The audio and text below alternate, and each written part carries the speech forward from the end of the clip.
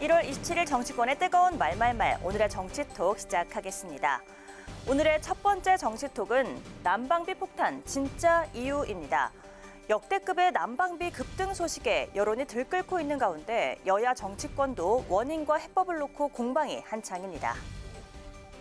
2021년 이후에 1년 반 이상 요금 인상은, 가스요금 인상은 없었던 것은 사실이고요. 예.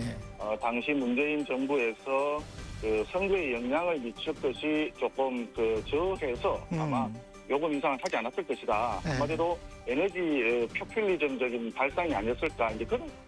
또 원전의 문제 이런 게 이제 이 폭탄의 원인으로 볼 수가 있는데 가스가 올라가면 우리도 올라갔어야 또 세계 각국의 룰이 거의 그렇습니다. 네. 그런데 우리는 도리어 거꾸로 내리는 경우가 있어요. 그게 이제 국민의 눈치를 보는 거고 그것은 인기 영합 이런 정책을 하다 보니까 그렇게 된 것이고 이렇듯 국민의힘은 문정부가 선거를 의식해 요금 인상을 동결했다면서 에너지 포퓰리즘이다, 무리한 탈원전 정책 실패에 대한 후폭풍이다, 이렇게 문정부를 비판하고 있는 상황인데요. 5년 내내 남 탓, 전 정부 탓만 할 것입니까? 엉뚱하게 전기를 생산하는 탈원전 정책 탓이라니 근거 없는 왜곡 프레임을 씌운다고 정부가 손 놓고 있었던 사실까지 덮을 수는 없습니다. 당군 할아버지 때부터 잘못이겠죠. 지금 현재 은발의 오줌 누구식으로 네. 했다가는 딱 코로나 때하고 똑같은 그런 때가 오는데 지금 이 추이는 또 다음 달에 나오잖아요. 이재명 대표가 얘기한 추경을 해서 해야 되고 이걸 좀 국민들한테 도와줘야 된다. 대통령실은 취약계층을 대상으로 이른바 에너지 바우처 형태로 지원금을 기존의 2배 이상 지급하는 대책을 내놓은 상황. 하지만 민주당은 이렇게 딴지를 걸고 나섰습니다. 용산에서 급히 발표한 걸로 보면 민주당이 뭔가 움직이니까 이건 잘하기 경쟁의 한 내용 아닌가 싶습니다. 사회적 배려 대상자를 대상으로 한정적인 지원을 해야 한다는 정부 여당. 반면 민주당과 이재명 대표는 하위소득 80%의 전 국민에게 최대 25만 원까지 지원해줘야 한다면서 추경까지 요구하고 나섰는데요.